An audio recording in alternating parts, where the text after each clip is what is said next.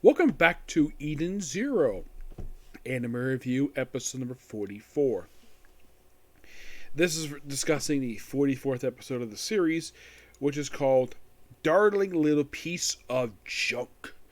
This episode adapts from the rest of chapter 2 of 120, from page 12 to pretty much the end of the chapter, along with chapters 121 and 122. There's a few different things going in this episode, and they kind of put things like concurrently with each other, mostly. Let's first start Rebecca, because that's where we started the episode off with, where we see her, where she's running away from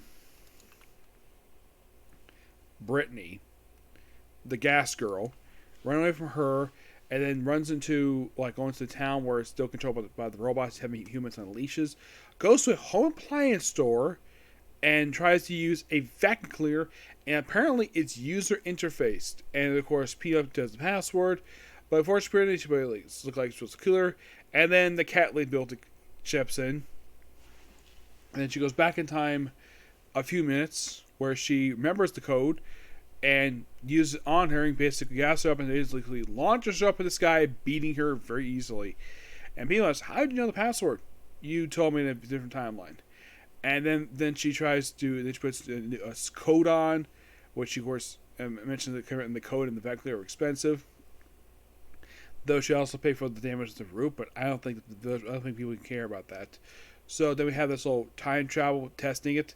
So she tries it first time after she has Peanut write down a name, and he thinks it's Apple. It's actually human. Goes back in time. It's correct.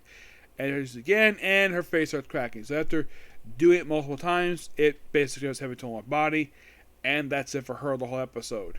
Meanwhile, in the case of Shiki, and this is a little bit towards the end of the episode, where you see him talk with Hamor, who is butt naked, and she's bathing in an open pond.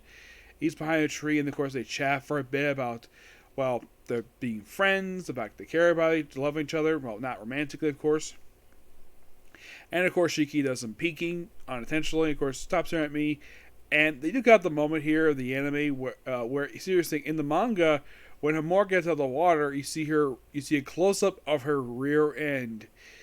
Hiro Mashima, everybody, he loves his fan service. So then, of course, the three people who show up are the first squad of, well, the B Squad.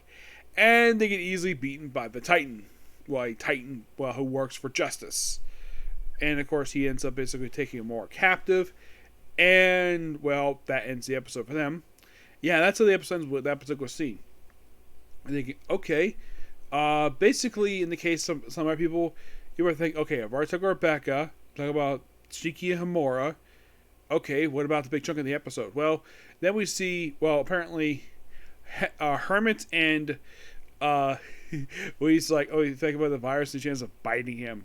And there's teeth mark in the back of his neck. Of course, they arrive at the satellite, and apparently the way to override the virus is to go to the main server and basically go right there. They get to the server, and Hermit sees an old foe. Dr. Mahler is now an android. And he's like, no, of course, he points out, though, he's the reason why I hated humans. And then he basically kind of shocks out Wiz, and he proceeds. So he mentioned about the skull face guy, basically Ziggy. In fact, he's not the one who created the virus. Ziggy did that. He's basically the manager of the place, and he's since he was told, Hermit's gonna be here, which means he gets to basically experiment on her, which means torture her again. Yep, and that's the episode. Of course, the ending has basically Elsa Crimson show up, which she will. But this was a damn good episode. I thoroughly enjoyed it.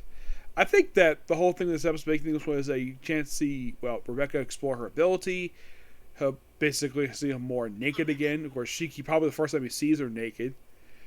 Yeah, in case you're curious, though, it's going to be romantic chemistry between the two of them.